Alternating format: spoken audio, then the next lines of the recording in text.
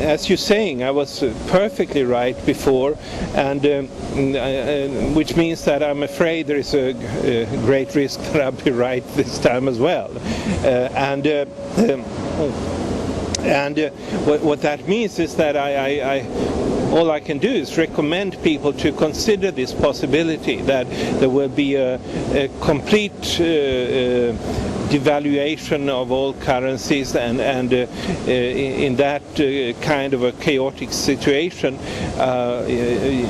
it's necessary to look at the real concrete needs in different ways. I first started studying your book and the Mayan calendar real in late 2005. But for the last 5 years or so, I have said to people there will be a crisis, there will be an economic crisis, but I couldn't say, of course, when it will be. I just say you can watch it everywhere. You can watch the way the house prices are going up because all things are manipulated. And people say, no, because they are so much in the left brain. So they believe everything will increase and increase and increase. But I work a lot with the right brain, where we have intuition and so. People need to develop their intuition, and yeah. Yes, absolutely.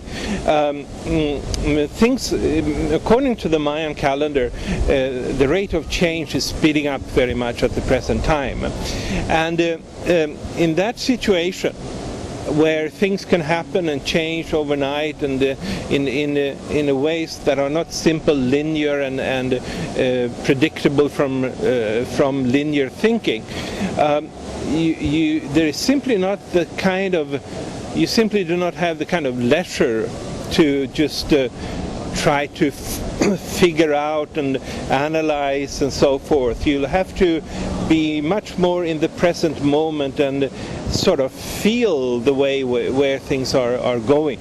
In other words, you have to have a intuition that is that guides you more so than your actual mental calculations. Now, that doesn't mean you should just throw out the mental calculations. I think it still is a very useful thing, but there is at this point strong reasons to, if you have develop a good intuition and let that be your guiding principle. Yes. And when the Mayan calendar is about creation, about evolution and so, and actually it's very good for aligning people to you can say their divine purpose or their purpose on the planet and so, and therefore can you give a short just so people, because they hear, oh, the Mayan calendar, that's something hallelujah, but it's not something hallelujah. They can benefit a lot from it, and also in the next 4 or 5 months to the shift for the next period. Can you give some so people they will start studying it? Yeah. Basically, the Mayan calendar describes the evolution of all the aspects of the cosmos, but it's specifically at this particular point in time, it describes the civilizational changes that the world is going through, and for most people this is, until they actually start to study it, it probably sounds very unlikely. It doesn't quite fit with what they were taught in schools. In schools you are taught that first of all, in biology you're taught Darwinism, that says that life is an accident, and so there was no plan behind the fact that we are here.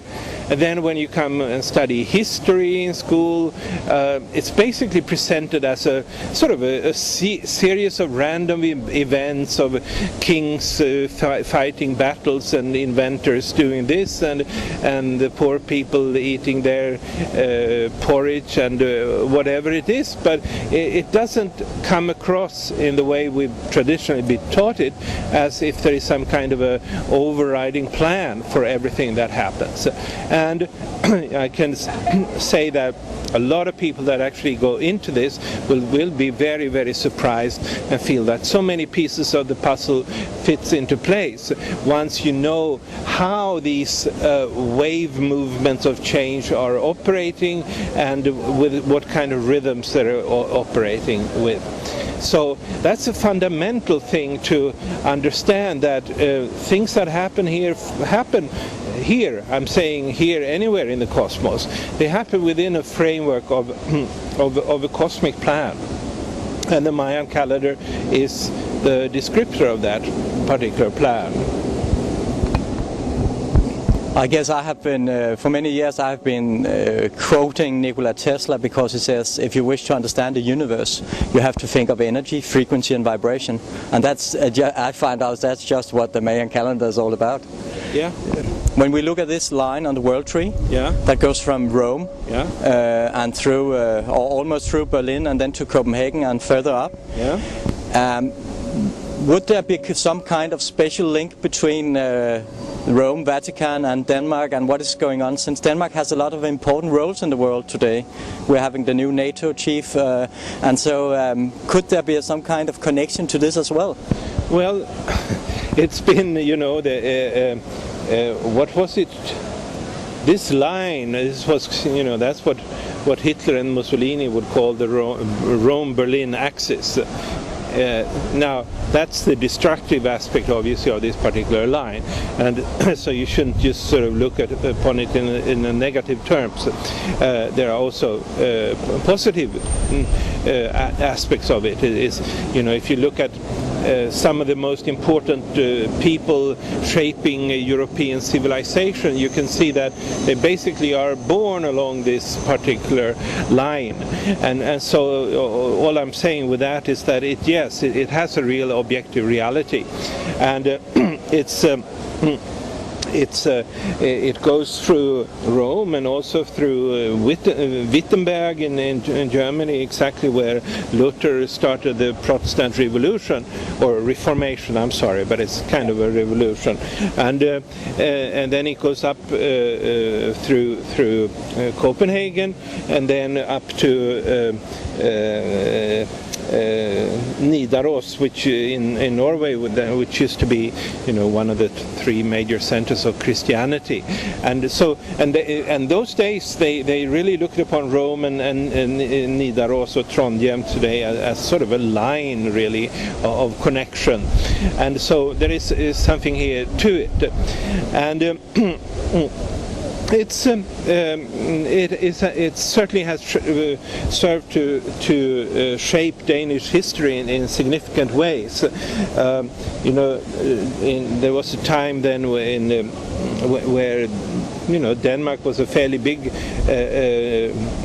kingdom, including parts of England and Estonia and stuff like that, and so there's been times where the cosmic energy, according to the Mayan calendar, sort of created an expansion from this particular line.